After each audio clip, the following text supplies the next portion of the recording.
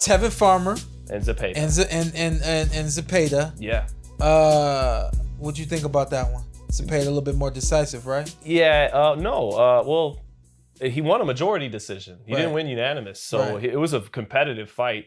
Farmer had great composure in this fight because Zepeda came out smoking.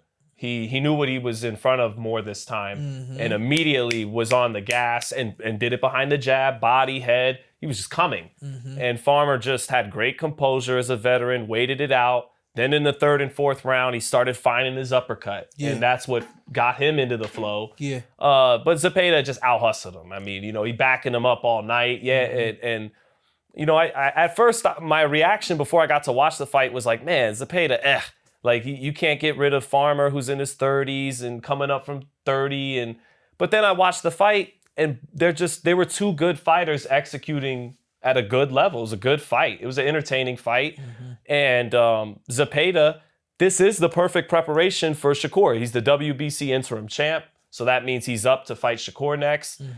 Yes, I pick Shakur. I think just almost everybody does pick Shakur, but it's a good fight. Zepeda throws a hell of a lot of punches, and if Shakur's not throwing a lot of punches himself, But Zepeda though, these 24 rounds with Farmer will only serve him good. Yeah, he's still an underdog against your Keishans, your Shakurs, and Tanks.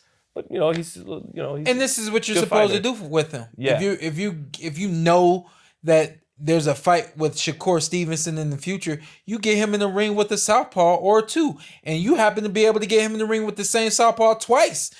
So if anything, this should make him much better ahead of a fight with Shakur Stevenson. My thing with that fight is just the work rate.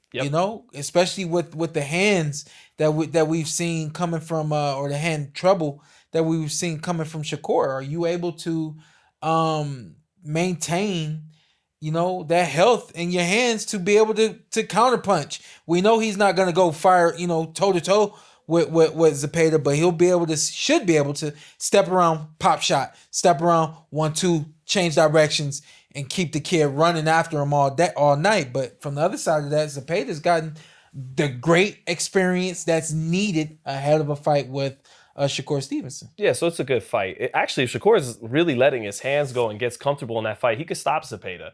Because Zepeda's not going to stop coming. Zepeda's going to be right there for everything. Right. Yeah. And that I think that's the one that you need to stop a Jose Zepeda in order to make people. Well, I'm sorry, William Zepeda. Excuse me, William Zepeda. Jose Zepeda fought at 140 for the title. So, right. Yeah, we remember Jose. Yeah. But that's what you need ahead of a fight. We've been talking about Tank and Shakur forever.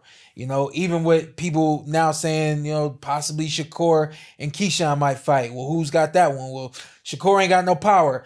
I'm inclined to believe that speed makes power. I think the kid has power. We just haven't been able to see it between his brittle hands and also the style that he's been using. But with somebody who's going to be right there in front of you, it's exactly it doesn't give you a choice. It's exactly what you need to shine. Right. So I got a feeling that that's a fight that Shakur's probably been licking his chops about, knowing that I finally got somebody who's going to fight the style that I need to shine, Well, Eddie Hearn said this week, or earlier last week, that he'd be willing to wait out until Gervonta's done with his rematch with Roach. Nah, let Gervonta fight Roach in his rematch. You fight Zepeda, and then your schedules will be clear. Right. So, there it is. Yeah. That's what we hope happens. Yeah.